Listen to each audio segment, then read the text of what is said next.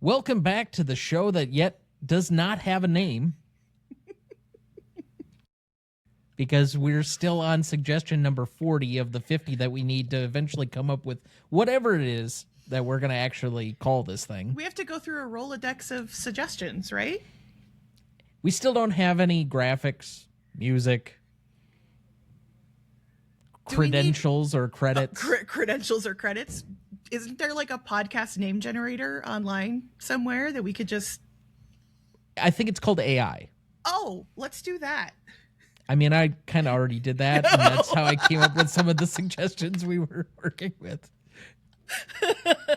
Oh, it's already helping us out so much. It's definitely going to be the wave of the future. Thanks, AI. So this is episode 2 of whatever the fuck this is. Yes. Us discussing the first season of The West Wing. Correct. We left off after the first 3 episodes, so we're picking up with episode 4 here. And just to give you a quick overview, if you are watching this for the first time, episode 4 of season 1 of The West Wing was called 5 Votes Down. It premiered on October 13th, 1999. It was directed by Michael Lehman, story by Lawrence O'Donnell Jr. and Patrick Cadell, teleplay by Aaron Sorkin. Quick summary here. The White House has surprisingly lost 5 votes for an incremental gun control bill that we left off with at episode 3. So the West Wing staff worked during the 3 remaining days to regain the votes, for the passage of the bill. After Leo forgets his wedding anniversary, his wife announces that she is leaving him. Josh and Toby encounter difficulties over their personal financial disclosures, which are being shared publicly. The last gun bill vote is secured thanks to the Vice President. God, it is too late for me to be reading live reads. Okay, to the Vice President who counted on being the hero of the process. Okay, so just starting out here, likes and dislikes for episode 4. Okay, so this one I had a little bit of a hard time following the multiple storylines, right? So there's the gun thing going on, but then there's also this money spending thing, which I thought was a little bit humorous with all of the things that they were talking about. But then there's this other storyline with Leo, and it felt like there were so many things going on in one episode. But this thing with Leo's wife is clearly going to carry over into multiple episodes, right? Because this is like the dissolution of his marriage. But the lines in the show are 100%, my job in this gun bill is more important than my marriage. And that is said multiple times. And So let's start there, okay? Yeah. What is your impression of what a chief of staff of a White House does? So the chief of staff is the one who's like pushing out the agenda of the administration, correct? Right? Well, he's an administrator of the administrator. Essentially put, it's like an executive secretary, more or less. Yeah. He tries to keep the person who has to make all the decisions in line and is sitting in all of the most important meetings. He's facilitating all of these different policy agendas, et cetera, et cetera. He becomes more or less the second in command for the administration. Right. So when you have possibly the largest managerial job in the world, because that's what President of the United States really is. It is the largest executive job of the largest single employer in the entire world. Right, okay. Between the military and all the administrative staff and all the other things that the federal government does, especially with the bureaucratic state that has expanded exponentially since the New Deal era. And then you have a secondary person who takes it upon themselves for the betterment of the country. Because I think that's the one thing that really comes through for Leo McGarry and most of this staff is that they are dedicated public servants. quote unquote. I know most of the time we talk about people being public servants, and politicians don't really view themselves that way so much per se, but these are people, at least in the idyllic sense, that, and we've talked about the fact that this is a very idyllic show, are really trying to be public servants, first and foremost. And so he has a limited opportunity where, as it comes out later in the show, that he and Bartlett are basically best friends. Right. And this is going to be his time to shepherd a set of policy forward, because the president, while he's also a supreme executive, he is also the chairman, so to speak, of the board, meaning that when there's new policy set and the rest of it, his agenda does push what the legislative agenda is anymore, especially in a unitary executive theory zone that we've been living in for probably the last 30 years. So he has this unique and rare opportunity. So I'm not saying that the gun bill by itself is more important than its marriage. It's the job of being chief of staff in this very limited time that is more important. Now, again, where we pick up with this show is like probably 9 months to a year into the first term of the Bartlett administration. And realistically put, you have had these conversations before you run for something like that. Like Leo was going to be the executive campaign manager. He was going to be the guy that was running it. To me, it feels in a real sense like they're writing this backward. Like anybody who's going to go through that significant of a commitment that you're going to be running the federal government, you talk to your significant other and make sure that they understand before you take on these responsibilities that they're basically not going to see you for an extended period of time. You don't get to be a regular person for 4 or 8 years. That is the responsibility. They know they are also sacrificing for everything that's going on. And frankly, anybody that's in a very high and competitive job and they know and understand that before you take on that responsibility, especially with something as voluntary as running for president, managing a White House, and the federal government. So to me, it doesn't make sense, but dealing with the facts as they are presented in this show, I understand where both of them are coming from. Sure.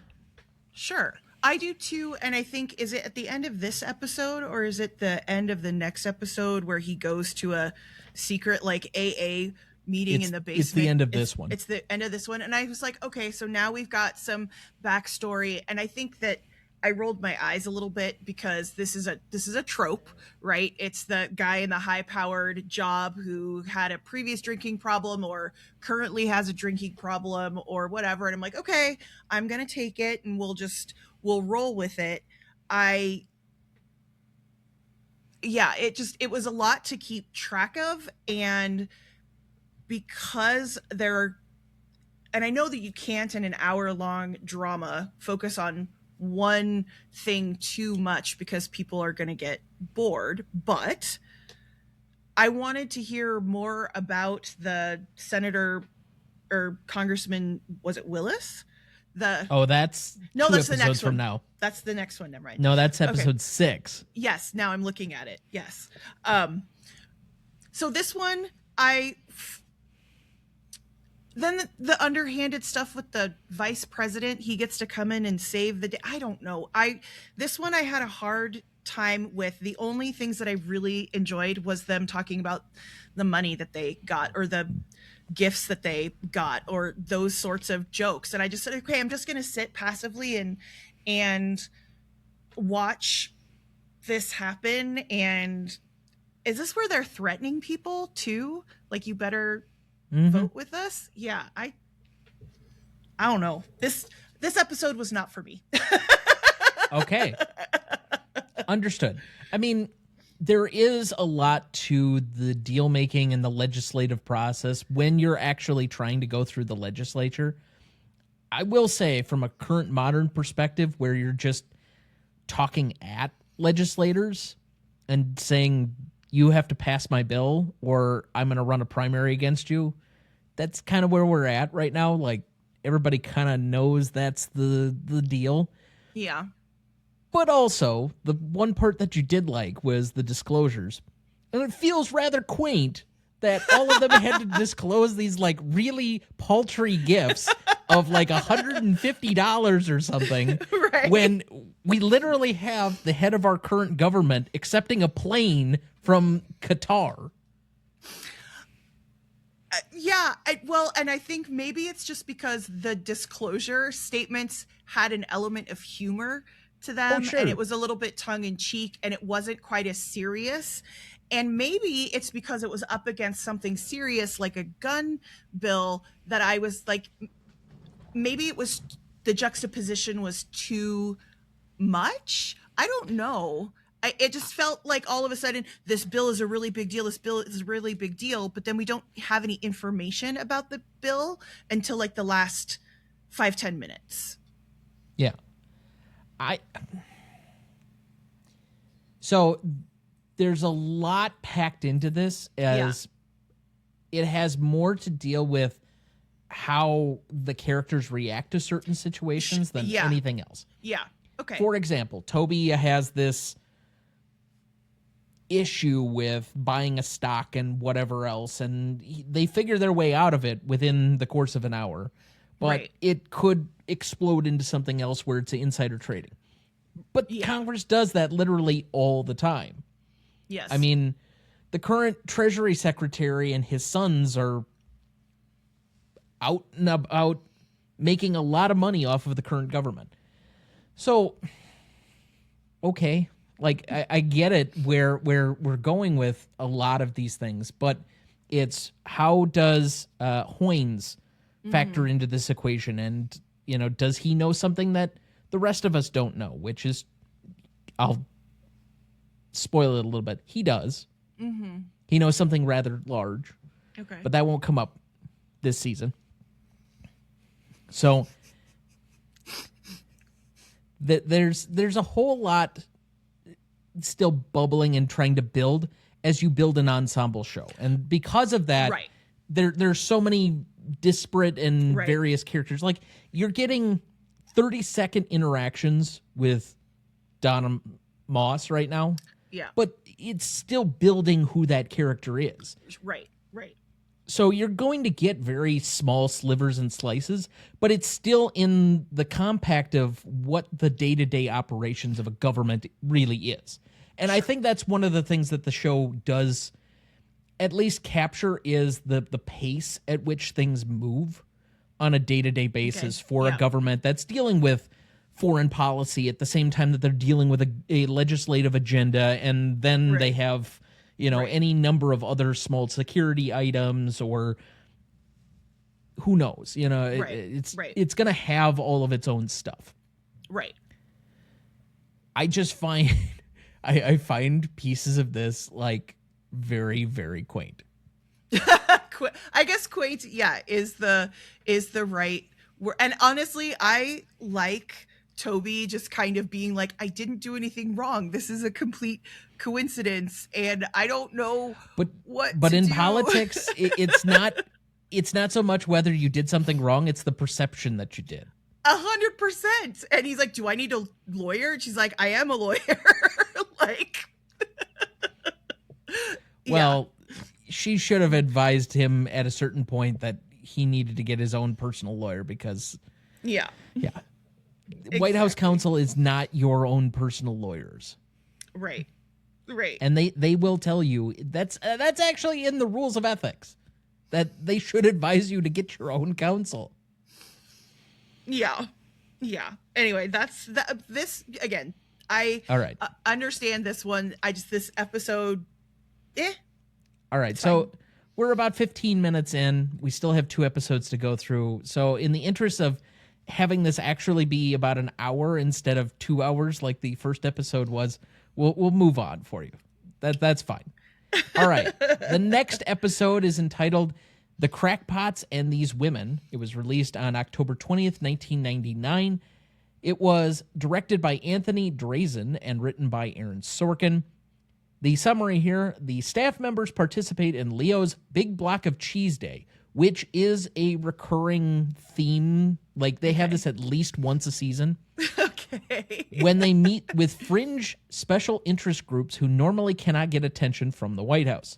Josh receives a card from the National Security Council and later learns that he is the only senior staff member other than Leo who will receive protection in the event of a nuclear attack. Uncomfortable about his special treatment, he eventually returns the card, believing that he does not deserve to be singled out among his friends. Sam and CJ discuss the possibility of a virus infection going rampant in the U.S. and how it could be contained without available antivirus. Zoe Bartlett, the youngest first daughter, arrives at the White House and the president holds a celebratory chili supper in her honor for the members of his inner circle. Now, I did tell you in our first episode that the president's daughter would be making an appearance this week, and it would be a relatively famous actress who would be making her acting debut in this show, who happens to be Elizabeth Moss. So, first impressions. Ugh, she irritates me. She totally irritates me. My thought was, oh my gosh, later when she's in The Handmaid's Tale, she is in it, and so is Bradley Whitford. And so that's actually a really interesting reunion between them. And also their characters are really similar and yet completely dissimilar to the characters that they play here. I don't think that Elizabeth Moss is a necessarily bad actress. She rubs me the wrong way, and I'm not sure why. It could be that I know that she's a Scientologist, and that bothers me. Okay. But I was like, oh gosh, she looks really young. And then I started being like, yep, I would have been about her age or so when this show was coming out. So she and I are basically, I'm just like a teeny bit older. So she and I are basically in the same thing. So I was trying contemporaries. Correct. Peers almost. And so that kind of made an interesting little bent with her coming home and seeing her dad, the president, right, being like, I'm gonna make chili and we're gonna all hang out together. And I liked the humor in all of that. I liked him, Charlie, being introduced to her. I'm gonna hold my tongue until the next episode when we talk about it, but it was interesting to see her and then kind of like think over the next 30 years basically, or 20 years, and think, oh, here's where everybody's career has gone since this time. Yeah. I will say, for your sake, that she is sparsely used throughout the show. Thank God. I think her most prominent moments come the end of season 5, I think. Mm-hmm. Maybe beginning of season 6. Okay. But also there's a entire plot line coming, I think, yet with her this season. But otherwise, she kind of like drops in for an episode and then back out. Like, she is not a regular in the same way that the rest of the staff is regular. Well, she can't be. She's supposed to be away at college. Well, away at college is like across town in Georgetown. I know, but that's away at college. You're supposed to leave your kids alone, even if it's across town. Okay. Sure. This one, I did really like this big block of cheese concept. I had never heard of that being a thing. They explain the setup very well. I liked that a whole lot. I liked that there was lots of eye rolling. I actually looked up the wolves thing when they were asking for $900 million for this wolves only highway, and they were like freaking out at that. And I'm like, that's definitely a ton of money. And then I was like, but what would that be in 2026 dollars? It's $1.77 billion. Oh, so it hasn't even completely doubled. No, because like the spending power, I think, is like 50 cents to the dollar, but still, that's an exorbitant amount of money. Seeing Nick Offerman was fantastic. Love him in pretty much everything.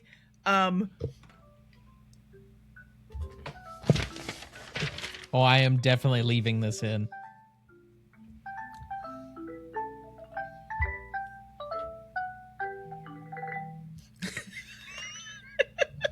Sorry. This is the part of being unabridged. Well, fuck, I have to take some pills. Please don't leave this part in.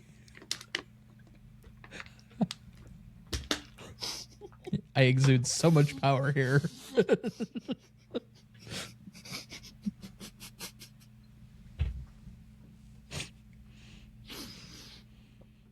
I can't.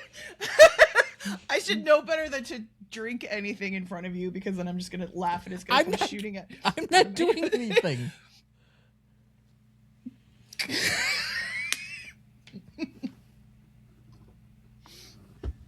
Okay, sorry about that.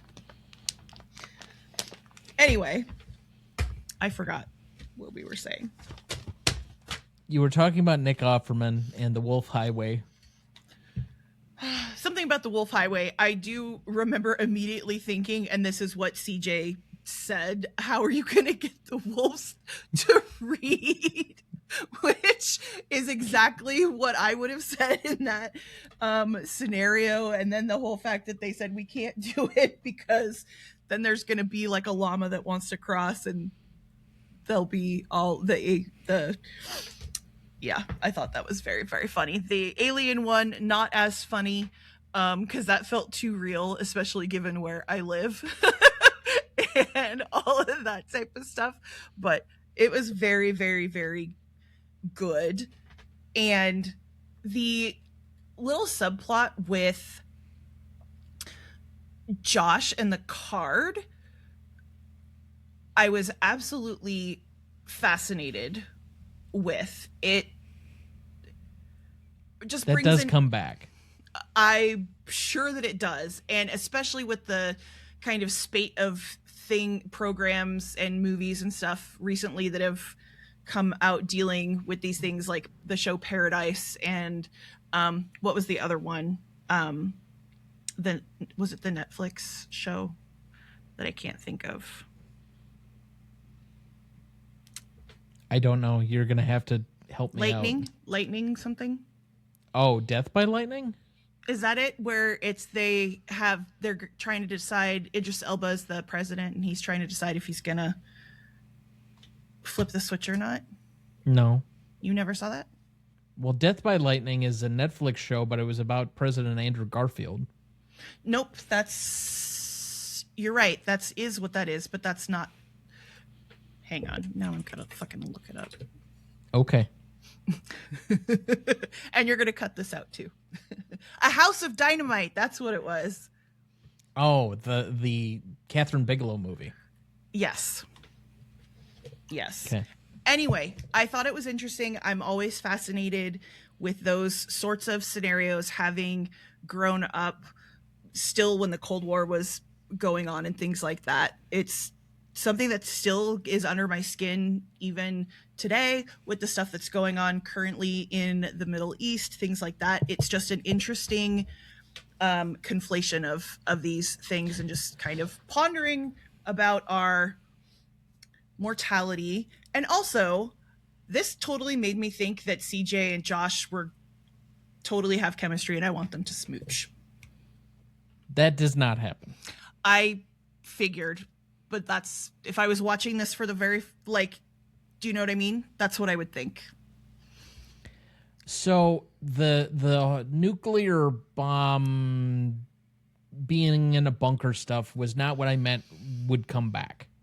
That does not come back. It's Josh and how he compartmentalizes or deals with his trauma that will come back. Okay. Makes sense. Yep. In frankly, one of my favorite episodes of the show.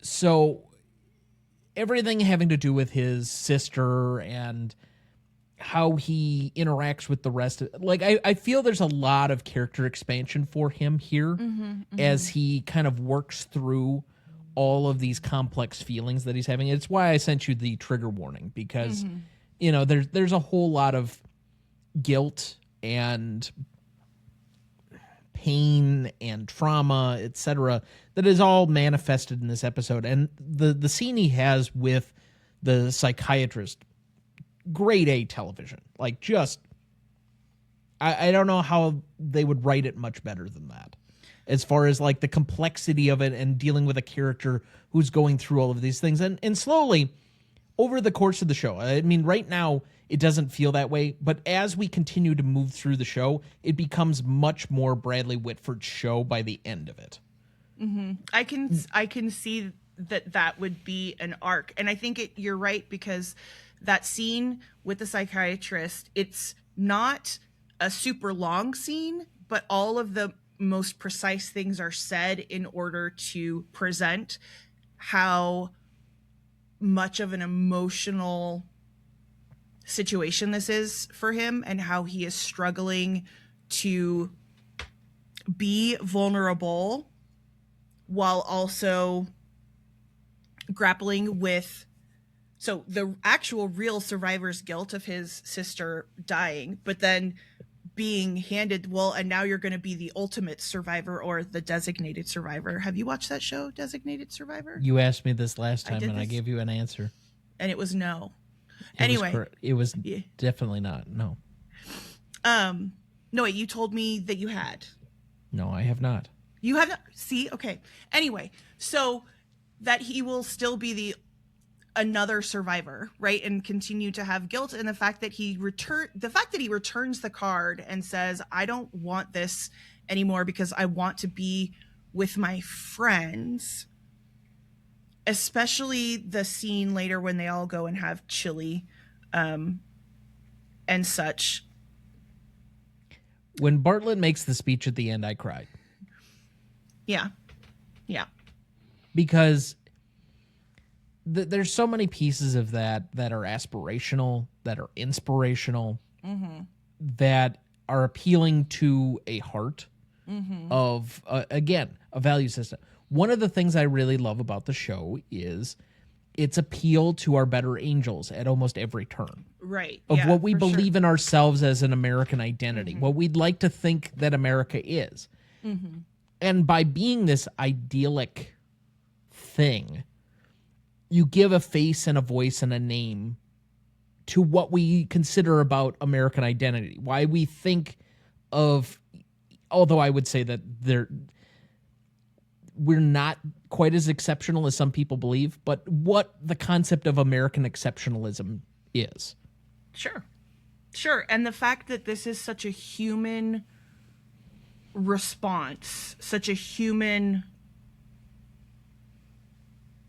it's an existential crisis, right? What happens if, and who gets to stay and who doesn't get to stay? And these are the people that I spend all of my time with. The fact that they're spending time with each other still outside of work, like they can never escape each other, but that it is still a choice. It has that found family feeling to it that feels a little bit more genuine than, say, I don't know, a show like Friends, where they're all just hanging out at the same coffee shop every day and there's no, why are you guys, I don't know. So they feel like real people, I guess. Maybe is this episode makes me feel like these are real people, because there's not something huge that's going on other than the potential for a nuclear disaster. Well, and I know that we're leaking into the next episode by me going to this place, but you see how late they are at the office. And literally when you're in the White House, your home and your office are in the same location, separated by basically a long walkway. I was thinking the same thing, that you cannot escape it, and how stressful that must be. And I very much need the work-life separation. Like, I need to be able to as my mom calls it, pulling up the drawbridge at the end of the day, and you're just like, okay, I'm done. Even if I'm working at home, but I need there to be a separation, and I cannot imagine how stressful that is. I very much feel that to myself as well. In high school, I didn't have homework. because I didn't take anything home with me if I could ever help it. I wanted that to stay separate, and I wanted school to remain at school.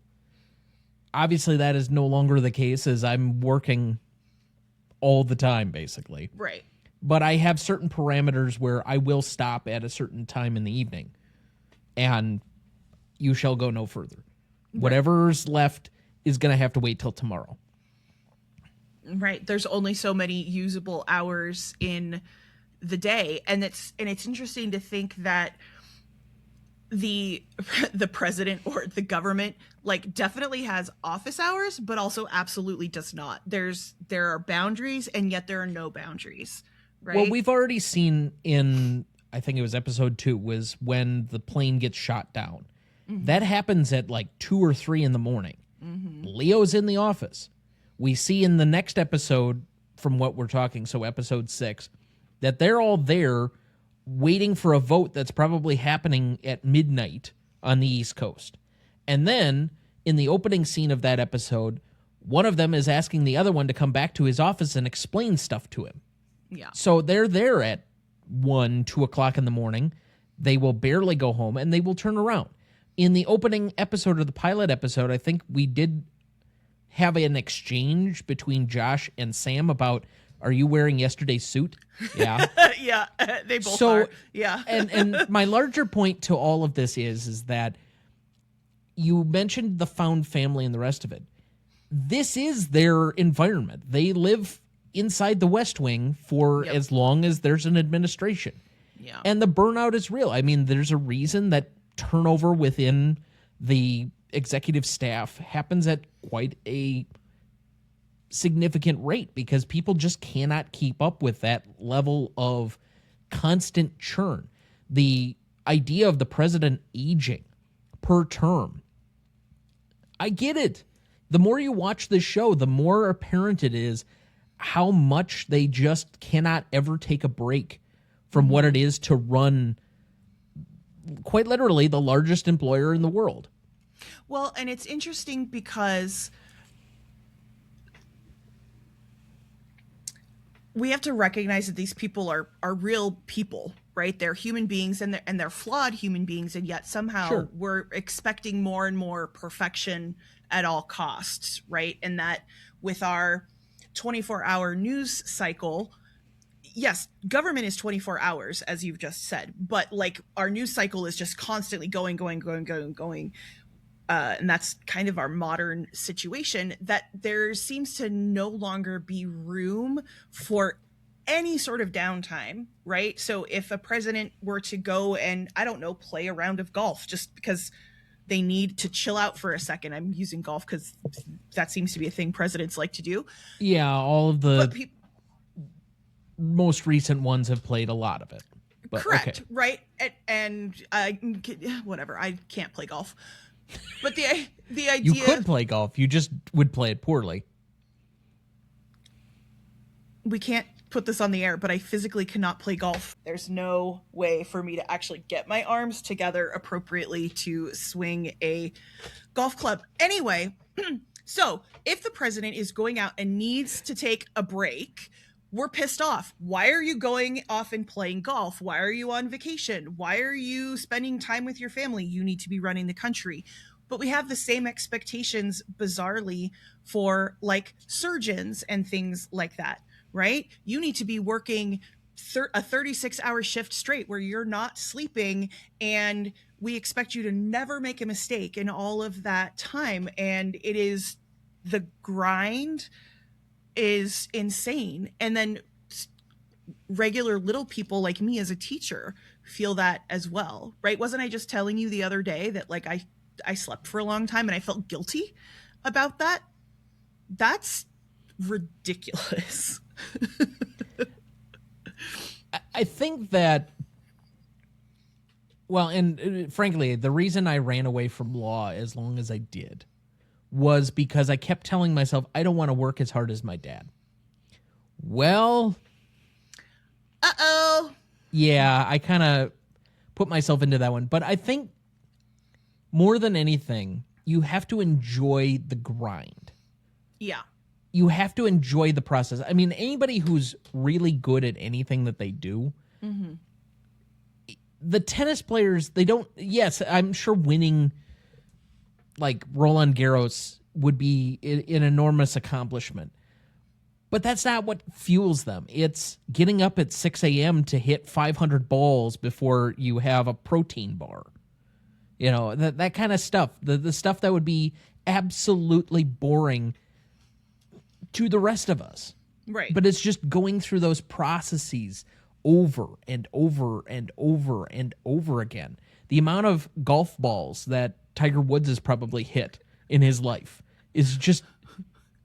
Well, but that's the thing is, if you take someone like Babe Ruth, right? How many home runs has he hit, but also how many times? 714. Correct. And then how many times has he struck out, right? Or how many pitches has he missed or whatever. So the most successful people still have huge deficits in terms of their do you know what I mean? So it's like, oh, you did this really, really amazingly well. Tiger Woods, yes, awesome. But also, well, and it's the one thing that's been really removed from modern politics is it's not that there's no room for error. It's there's no room for error because we don't trust these people, because we don't see them as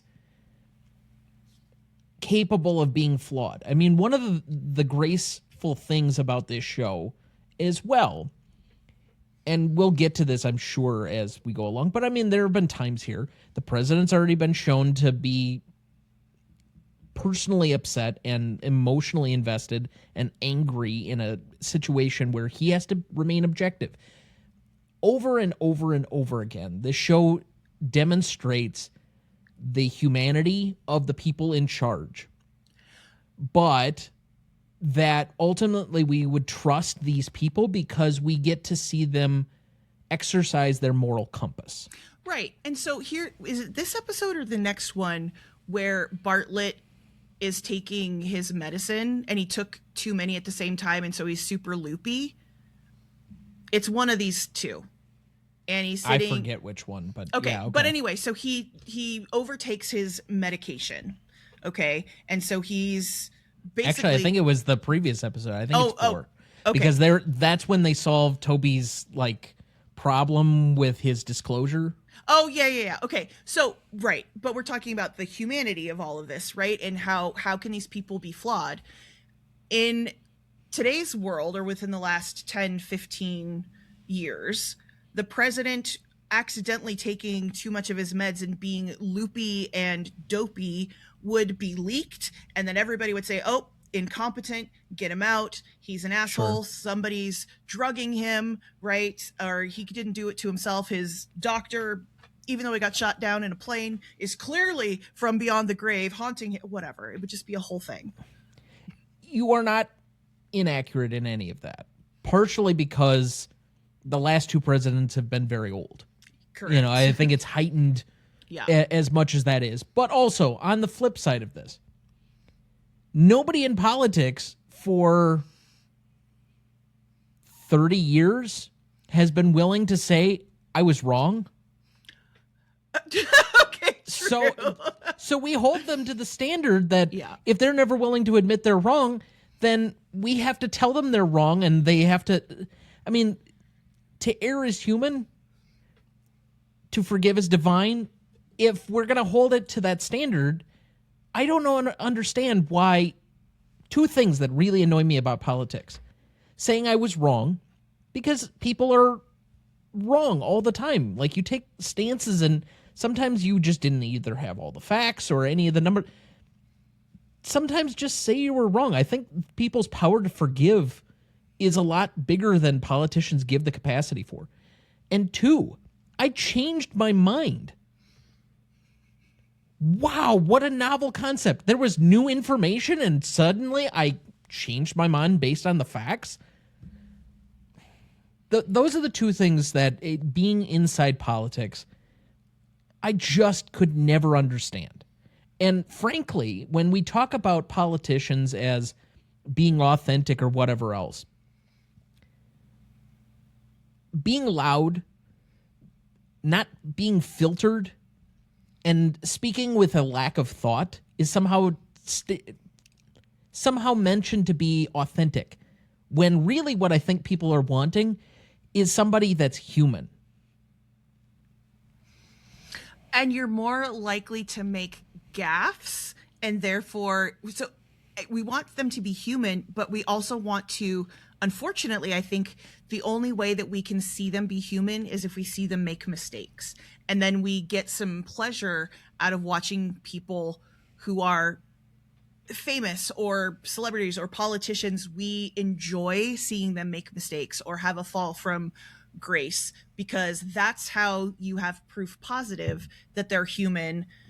Because, as you said, I agree, seeing people grapple with things morally, ethically, and struggle with those things and potentially could have their minds changed, that is absolutely interesting. And that's how we should be as people, no matter what our job is, right? That's how we should just interact with the world at large on a day-to-day basis. We should never be so rigid that we can't even engage in conversation, and that it does just get into a screaming match, right? And whoever is the loudest and the most, I don't know, spasmodic is going to be the winner. That's not how it works, but that's also now how it works, right? And so we keep looking for people to make mistakes, but then those mistakes are magnified, and they're supposed to be like, it's a microcosm of a bigger issue and all of these things.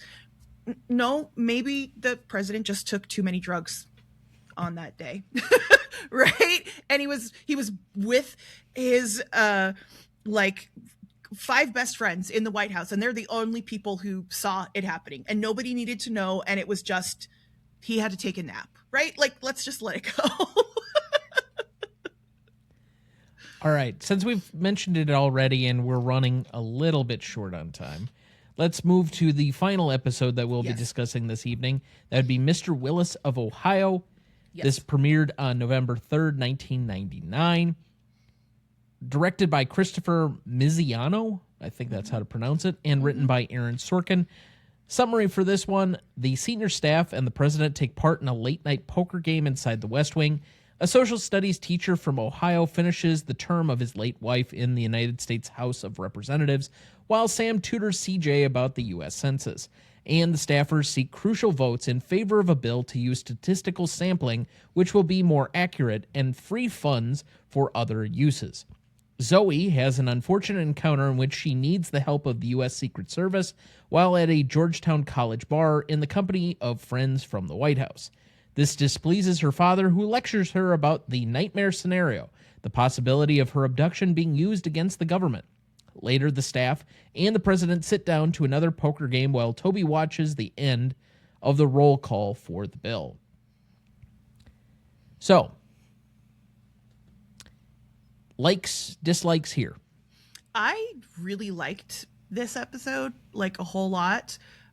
Charlie skyrocketed to the front of the line for me by the end of the episode. I was like, this is so interesting, and I'm just waiting. I'm waiting to see what happens with him. He's a great actor, and that whole scene in the bar where they're like, okay, they're dragging him out because he needs to have some life experience, but he's so dialed in, and he is the only one who is paying attention.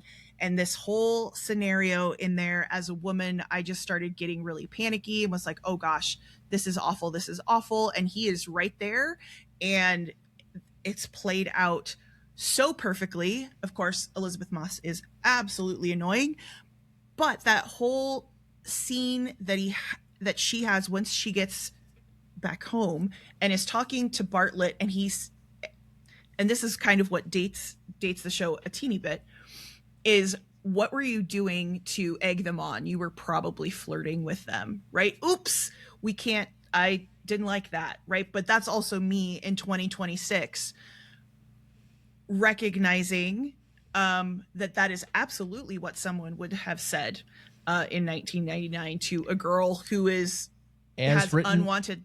Mm-hmm. As written by a man who has been criticized prominently for how poorly he writes women characters. Sure. But that's not something that she says, that's something that the father says. And I think that is I absolutely understand. of the time.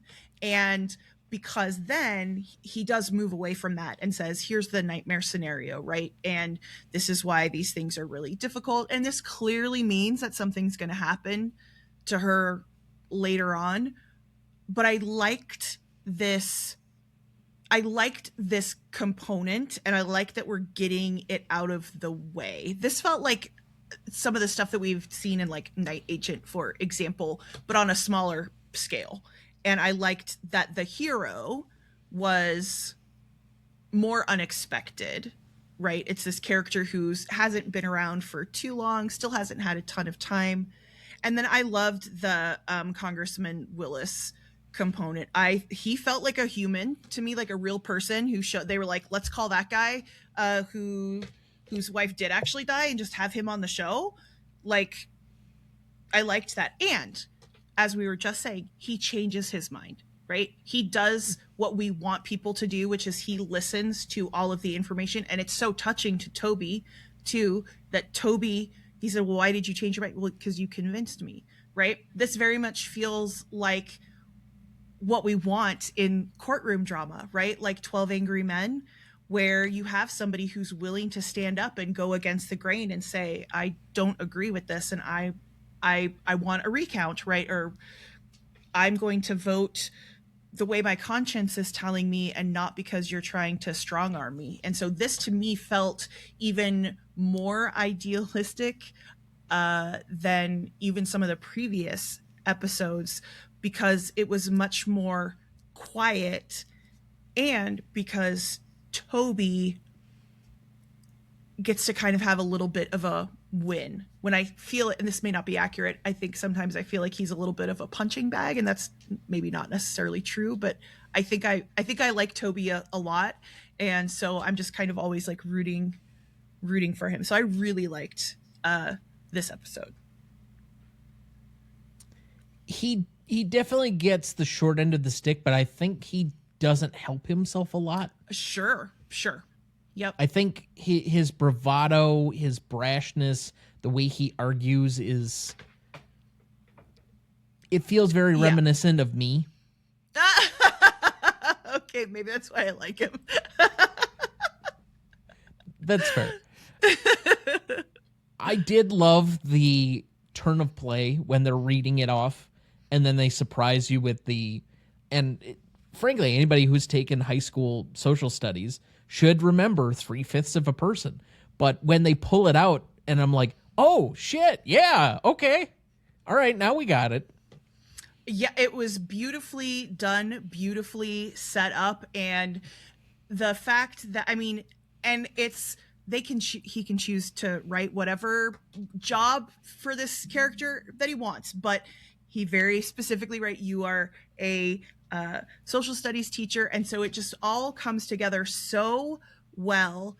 And this is why I liked it even more, because the moral implications with this resonated with me even more than like the gun bill sort of thing and the kind of strong arming that went on with that. This was like, and here's the other thing that I think is really interesting. My mom actually worked for the census, maybe the last census, and she actually did go, she was going door to door to like track people down. And it's a fascinating attempt to, yes, count people, and having had a teeny bit of a personal view into how that actually works and how overwhelming it is and how hard census workers work in order to try to get as much information as it's, to me, very, very interesting. Well, and to be honest, I don't know if the Wikipedia summary of this actually is accurate, because really all they're doing is they're pulling out an addendum or an amendment that would tack on to the appropriations bill, right, that you can't do sampling. And really all they're saying is we're going to pull this out. So it's not that you can do sampling, it's that you haven't restricted the ability to do sampling. And so, in other words, we're just funding things. But I think kind of the way that they were kind of making it feel like, because I think it is much more simple the way that you present it, but it has the feeling like of gerrymandering, right? Like, ooh, Right. the implications of all of this is, it feels more serious than it actually is. But I also think, like, yeah, the census stuff that's way more complicated and complex than most people would think, right? Well, and it is a political football. Yeah. I mean, we've seen that play out in recent court cases and a number of different things about what questions you can ask on the census. Yep. So all of this makes sense to me, again, from somebody who explores a lot of politics and is very much a political junkie. But I understand you have to raise the stakes in the episode to make it feel like there's more there. Yeah. Yeah. There's two big moments. It's the number of free persons reveal and the bar fight thing in this episode. Charlie being freaking rad. Yay, So Charlie. is it fair to say that in ranking of how much you enjoyed them, that it would be inverted so it'd be 6, 5, 4? In terms of these episodes, yeah. Yeah, it was basically, you went 4, 5, 6, right? 4 was okay, 5 was better, 6 was the best out of the 3. And I'm trying not to feel like it's just because it was the last one, but because I really felt like that fourth one was very, very chaotic.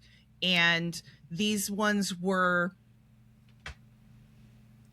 maybe I'm just a simple woman and my brain can't handle too many things. I would like to think that I can handle things, but I'm also, you know what, it's looking at the way that this was set up, right?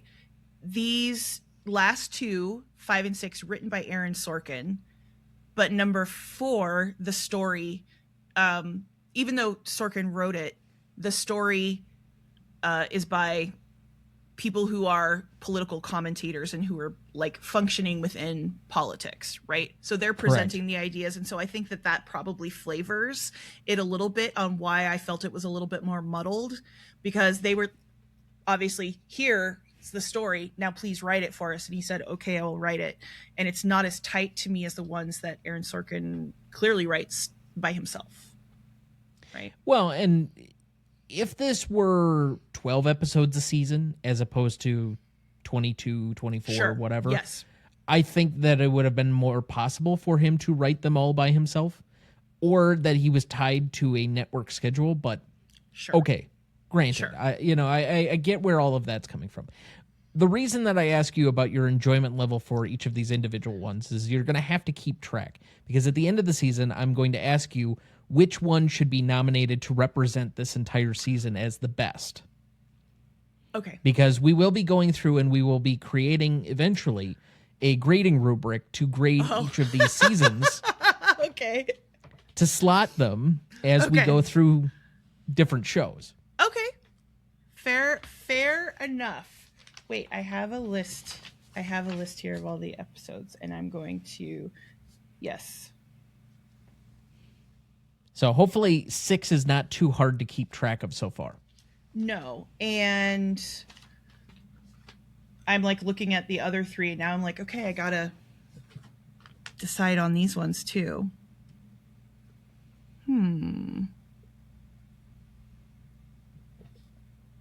Okay. Making my notations. All right, so any final thoughts for this week? Well, Elizabeth Moss is terrible. Charlie is wonderful. I still want CJ and Josh to have a romance. I know it's not going to happen, but there were moments in these 3 that they feel, I don't know, it's just that feels the hopeless romantic in me. I have an assumption you have not watched a certain Netflix show called The Diplomat, correct? Correct. Well, they are married in that show.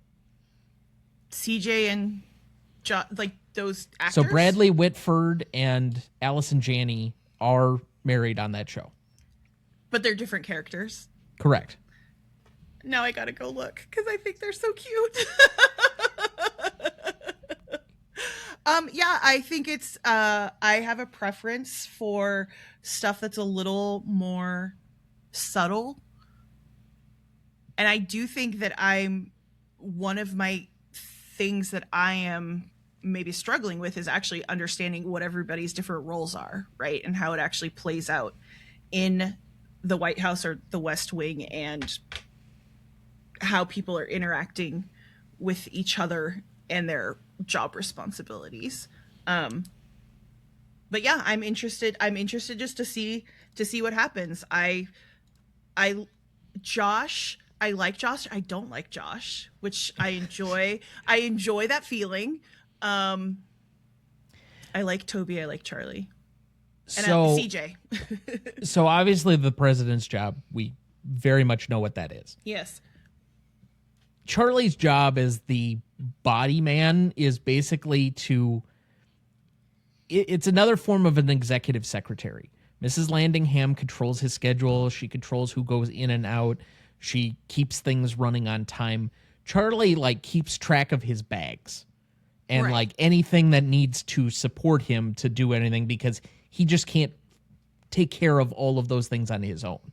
So his glasses. Yeah, I got it. Correct. That would be one of those. And he's going to have special access. Also, as the body man, he's the guy that goes and wakes him up at 2 a.m. when there's a plane shot down, wow. That kind of thing. Yeah. So there's a lot of sensitivity to being in that position, because you are going to get yelled at when you're waking somebody up at 2 a.m. in the morning, that kind of thing. Right. Josh is basically third in charge. He's the deputy chief of staff. Anything that Leo can't directly handle, then it gets passed down to Josh. The actual communication is the rest of the primary characters, where it's CJ is obviously the most public facing of any of them.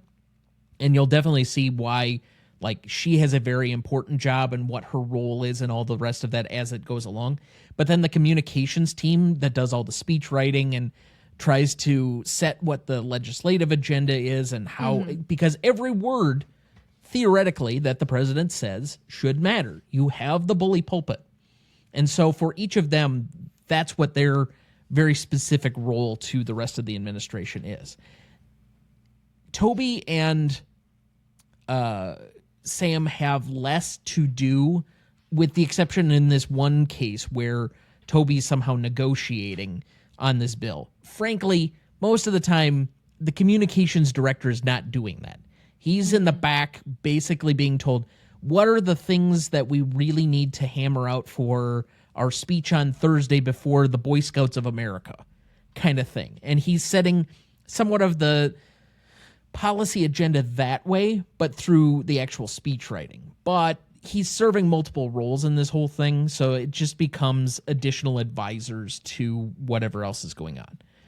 So that's basically how they all more or less interact. Yeah. Okay, that makes sense. So, enjoying the show? Not enjoying the show? I am enjoying the show.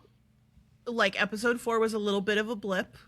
Sure. But I am enjoying the show, and as I told you, I stopped myself from continuing to watch because I know that I will get confused. So I'm really going to have to stop myself and not do giant binges because I just want to consume it all. So I'm ready to continue watching, but I'm also struggling to not keep going. So that means I'm enjoying it. It's a controlled binge. Is what it is. Controlled binge. Yes, controlled binge. Writing that down. For whatever purpose might you be doing so? That could be a name for the show, Controlled Binge. Well, at 3 episodes at a pop, yeah. But I feel the strain myself, because you fall back into the same patterns and you just want to just keep going until basically either you're tired or you need to do something else or go to sleep or whatever. And limiting yourself to 3 at a time because you don't want to go much further and start to bleed what's next and what's not, I mean, obviously imagine only watching one episode at a time because that's all that's available to you on network television. Well, yes. Like I'm well aware of how that goes because, for example, I watched The Pit in like 2 or 3 days for what I think was 16 or 18 episodes last season, and now I'm having to watch them each week through the course of like 5 months kind of thing. So, yes, I'm used to the differences between that in various different shows, and I do watch things weekly as they release. That's not a problem for me per se. I haven't watched this show straight through in quite some time. It's a fun show and easily leads you to letting Netflix take over and hit the next episode button without you really paying attention if you're not closely with remote in hand. But at the same time, I also have the benefit of knowing where all of this is going, so it's not as much of a problem for me as I'm sure it is for you. Right. Well, and this is the problem that we had watching Severance, right? Where I was dying. I got to basically watch the first season and just crank all of that out, and then sitting and waiting for the next episode killed me. I forget what appointment television is like, and I'm very much a person who binges everything until like I'm done and will do it just like that, which is also why I'm holding off on watching this next season of The Pit, even though I love that show, because I'm just like, I don't want to watch it all at once and then have nothing. So I'm going to wait until everything is out, and then I can, if I feel the need, I can binge it all, or I could take my time because I really hate waiting. Okay. Well, I think that's a good stopping point here for this episode. We're at the 62-minute mark. Uh-oh. So not terrible for timing on what we had been doing, but since neither of us knows how to apparently end the show unless we basically have a credits reading, which we still don't have because we don't have all of the attributes yet. Correct. Let's just call a capper here and say goodnight, Gracie. Good night, Gracie.